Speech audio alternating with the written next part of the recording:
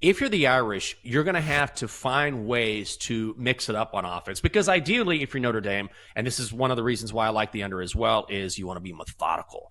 You want to chew up time of possession. You want to keep the Buckeyes off the field. You want to hand it off to Jeremiah Love and Jadarian Price. By the way, before I go into this, have you seen the slow motion cut of Jeremiah Love and that run that he made in the last game, that slow motion run that he made to get into the end zone, where it's only like 3 or 4 yards, but it is absolute cinema, where he's just like churning and getting hit, and then his knee almost touches the ground, and then he gets popped up, and then he turns, and then another defender comes at him, and somehow he just gets into the end zone against Penn State. Like, it's one of the most remarkable things. Like, it might be the best 4-yard, 5-yard run, whatever it is, that I've ever seen. But the point I guess I'm making is that we know that that's how Notre Dame wins games, right?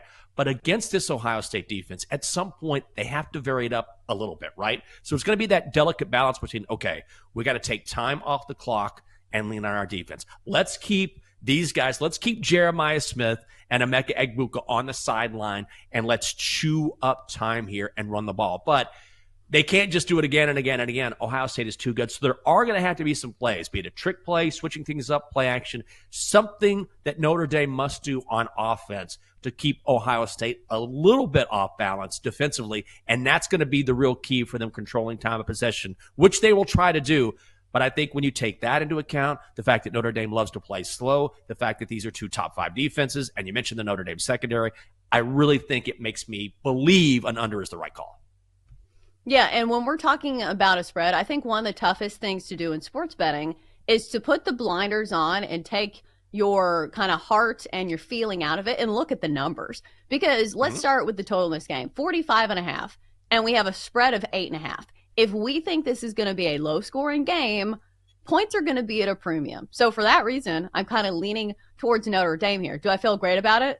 No, but simply from a market standpoint, Notre Dame has been proving people wrong all season long, dating back to maybe before that maybe after that game against Northern Illinois. One of the best covering teams in college football. They've covered at every stage of the college football playoff. And again, it feels like people are underestimating a team that still has a ton of talent, and they've got a great young head coach in Marcus Freeman.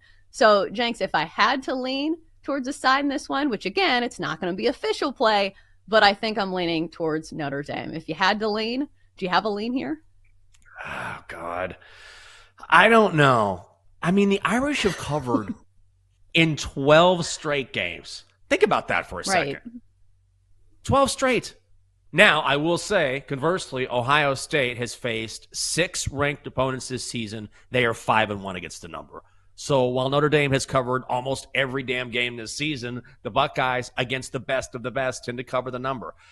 God, I go back and forth. I would lean Buckeyes, but the more I talk about this game, and the more I talk about an under, and the more I talk about the 2 teams involved and how game script may go, maybe it is the Irish plus 8.5. I'm definitely betting the under. That's my favorite bet. But we had Barrett Sallee on the show, who has been covering one of the great college football reporters right now anywhere, and he covers college football for SiriusXM and Outkick, and he was like, I like the Irish outright.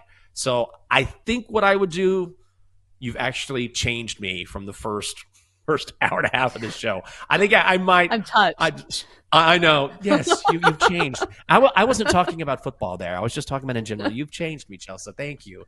Thank you for your empathy and your understanding. I maybe would lean, I guess, Irish in the points. I go back and forth, but I do feel like that the under is the way to go here. And honestly, when it comes to these 2 head coaches, is there a possibility that Ryan Day might sort of, now this has been kind of a redemption story for him after that loss to Michigan, right? Because some people were calling for his head, which I thought was ridiculous, but here he is now. He can say, okay, maybe I didn't beat Michigan. Guess what? I won the Natty, which is sort of the ultimate clapback. But is there a possibility he gets outcoached here? I mean, it wouldn't be crazy, but I think it's not an even playing field, like ever, for Ryan Day. Like, isn't that the narrative that he was born on third base? Because he's playing with a $20 million roster. So that makes up for a lot of things. I don't think that his coaching is going to lose this game. But I do think Marcus Freeman has to coach a great game to keep his team in it, if you get what I'm saying. Yeah. Yes. No. He will have his team ready. There's no question about that. I think I will give credit to Ryan Day for allowing changes to take place when it comes to how his team tries to win games. Because early in the season, when you look at how they play defense, they were pretty intent on playing the same guys on that defensive front. And then they decided, if we go deeper into our roster and keep those guys fresh, we can be more aggressive on defense. They've done that. They've also run more counters, which is something that has helped Travion Henderson. So it is hard for a head coach, especially mid to late in the season, say, you know what, I'm going to do something different that we haven't done all year because we're not as explosive as we should be. We're not as dominant as we should be based on the talent that we have. And Ryan Day deserves a lot of credit for that. At the same time, there are times when, like the game against Michigan, when for some reason he tried to bully ball a Michigan team who wants to play bully ball. So if you're Ryan Day, he needs to make sure that and this sounds like such a cliche, but it's true, play Ohio State football. Play the type of football that maximizes the talent that you have. Because if you switch things up as some sort of coaching overthink, which sometimes we see in big games, then you could play yourself out of a national title. And Marcus Freeman, I think, has been criminally underrated for a long time. I think I trust him a little bit more in this matchup.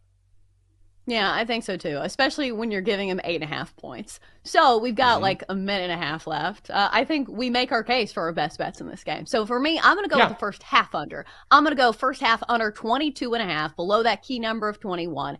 And if Notre Dame can control the ball at all, like this is their style of play, especially in the first half. First half totals in the last 3 games in the college football playoff, 13, 16, and 20.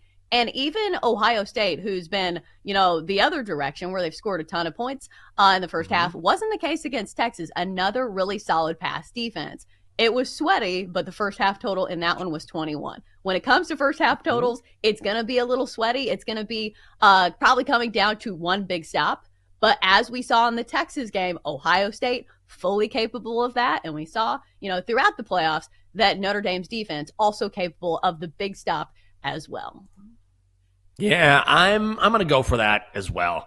I'm going to be on the full game under. Didn't we do the same thing? We did the same thing in the Texas-Ohio State game. Is that the one? Yeah.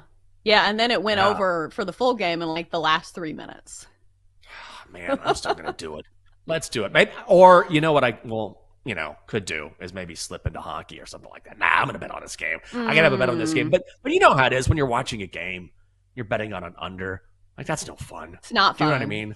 It's not fun. No. Like, oh, yes, fourth down, punt, yes. Field goal. Field goal. Oh, he missed wide right. I think the under is going to – that's the absolute worst. But I think that is going to be the play that I'm on.